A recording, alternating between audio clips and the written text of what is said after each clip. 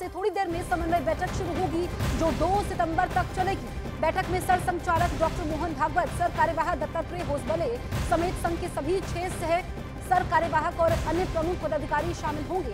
साथ ही बीजेपी की तरफ से राष्ट्रीय अध्यक्ष जेपी नड्डा, राष्ट्रीय संगठन मंत्री बीएल संतोष भी आरएसएस की समन्वय बैठक में शामिल होंगे। लोकसभा चुनाव के बाद होने वाली समन्वय बैठक को काफी अहम माना जा रहा है। इस बीच सूत्रों के हवाले से खबर यह है कि समन्वय बैठक से पहले देर रात बीजेपी अध्यक्ष जेपी नड्डा ने संघ प्रमुख से मुलाकात की। बड़ी बात यह है कि जेपी नड्डा के संघ पर दिए बयान के बाद से पहली मुलाकात हुई है।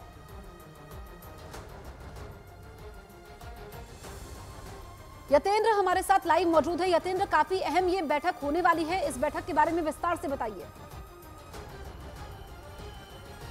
देखिए, बिल्कुल काफ़ी अहम ये बैठक है क्योंकि लोकसभा चुनाव के परिणाम के बाद ये पहली बड़ी बैठक है। संघ और संघ के जितने भी संगठन हैं उनके प्रमुख पदाधिकारी इस बैठक में शामिल होंगे। बीजेपी अध्यक्ष जेपी नड्डा इसमें है, बीजेपी के संगठन मंत्री बीएल संतोष, राष्ट्रीय सह संगठन मंत्री शिव प्रकाश, संगठक वी सतीश और राष्ट्रीय उपाध्यक्ष सौदान सिंह भी इस बैठक में शामिल हो रहे हैं। और अब से कुछ देर के बाद ये बैठक विधिवत तरीके से शामिल हो जाएगी। और जो चुनाव के दौरान खबरें आई थी कि संघ और बीजेपी और खासकर सरकार के बीच में बहुत अच्छा तालमेल नहीं चल रहा है, स्वयंसेवक नाराज हैं, और खासकर बीजेपी अध्यक्ष जेपी नड्डा के बयान का हवाला दिया गया था काफ़ी लोगों ने कि जो बयान आया है उससे संघ और संघ परिवार के स्वयंसेवक काफ़ी लोगों को वो नागवार गुजरा था, जिसके बाद अब ये बैठक होने वाली है जिसमें बीजेपी अध्यक्ष जेपी नड्डा है। तो ये पहली बार है जब चुनाव परिणाम के बाद इतनी बड़ी संख्या में संघ परिवार के सदस्य प्रमुख पदाधिकारी जुट रहे हैं और समन्वय करेंगे कि सरकार, संगठन और संघ परिवार के बीच में किस तरह से बेहतर कोऑर्डिनेशन हो, जो कोऑर्डिनेशन बीच में गड़बड़ हुआ है वो फिर से पटरी पर लाया जाए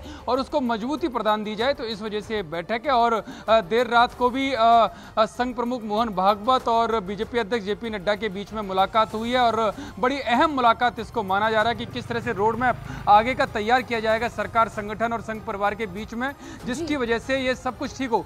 जो सूत्रों का दावा है वो यही है कि जो बांग्लादेश में स्थिति है, हिंदुओं के साथ जो विस्थापन और पलायन जो उनका हो रहा है वो एक बड़ी चिंता का विषय है। इसके अलावा जो जातीय जनगणना की बात अपोजिशन द्वारा लगातार उठाई जा रही है, वो संघ का जो भारत को लेकर जो स्वरूप है, जो उनकी सोच है कि हिंदू किस तरह से एकजुट हो, हिंदुत्व को किस तरह से मजबूती प्रदान की जाए, वो कहीं ना कहीं झटका देने वाला है। तो उस पर बड़ी गहन चर्चा यहाँ पर हो सकती है कि हिंदू समाज को वो जातीय जो चीजें हैं, जो जातीय स्वरूप है, उन सब से ऊपर उठकर हिंदू समाज की एकता होनी चाहिए। इसको लेकर संघ परिवार सभी प्रमुख पदाधिकारी इस पर चिंतन करेंगे। इसके अलावा संघ के 100 साल पूरे हो रहे हैं और 100 साल में पूरे साल भर तक, यानी कि जो आगामी विजयादशमी आएगी, संघ शताब्दी वर्ष मनाया जाएगा अगले साल 2025 तक। तो उसमें कई तरह के कार्यक्रम होंगे, उसमें समाज को जोड़ने का कार्यक्रम होगा, पर्यावरण को जोड़ने का होगा, जल संरक्षण को लेकर होगा, इस तरह के कई सामाजिक कार्यक्रम होंगे।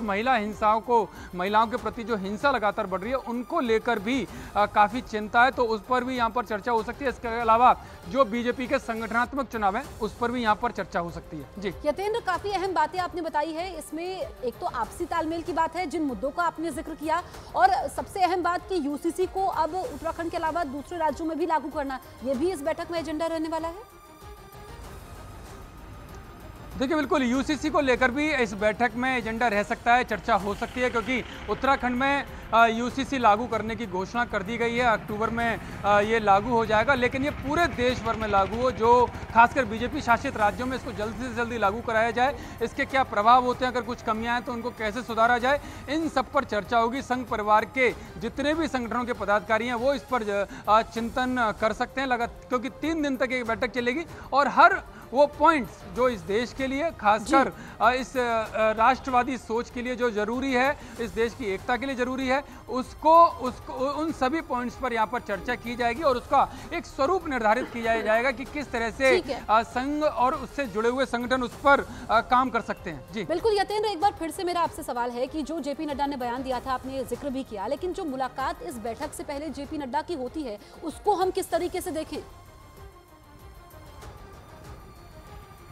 देखिए, मुलाकात काफ़ी अहम है क्योंकि बीजेपी अध्यक्ष जेपी नड्डा का जो बयान आया था वो लोकसभा चुनाव के बीच में आया था, जिसके बाद खबरें आई कि संघ और उससे जुड़े हुए जो पदाधिकारी हैं, उसके संगठन या उसके स्वयंसेवक, वो काफ़ी नाराज़ हैं और उसके बाद काफ़ी तीव्र प्रतिक्रिया काफ़ी जगह से सामने आई। और अब उसके बाद जो चुनाव परिणाम आया उसमें भी बताया जा रहा है कि संघ के स्वयंसेवक नाराज़ थे और इस वजह से उन्होंने जिस सक्रियता के साथ भाग लेना था चुनाव में वो भाग नहीं लिया, जिसके बाद कई दौरों की बैठकें चली, अलग अलग ग्रुपों में कोर ग्रुप की बैठक संघ और बीजेपी की हुई। लेकिन ये पहली बड़ी बैठक है जो सारे संघ के जितने भी 32 अनुसांगिक संगठन हैं उन सबके पदाधिकारी यहाँ पर मौजूद हैं। उन सबके साथ बीजेपी अध्यक्ष जेपी नड्डा भी लगातार 2 से 3 दिन इस बैठक में मौजूद रहेंगे। और जो कल देर रात संघ प्रमुख मोहन भागवत के साथ बैठक हुई है वो भी इसी परिप्रेक्ष्य में मानी जा रही है, क्योंकि तब से लेकर अब तक संघ प्रमुख मोहन भागवत के साथ उनकी कोई भी मीटिंग नहीं हुई। ये पहली मीटिंग हुई है जो कल रात को हुई है और अब आज से जब बैठक शुरू होगी तो इन सारे विषयों पर चर्चा होगी और आगे इस तरह की गलतियां ना हो, इस तरह की घटनाएं सामने ना हो, उन सबको लेकर एक रोड मैप तैयार किया जाएगा। जी ठीक है यतेंद्र, आप नजर बनाए रखिए, आगे भी हम आपसे अपडेट लेंगे। फिलहाल आपका तमाम जानकारी हम तक पहुंचाने के लिए शुक्रिया।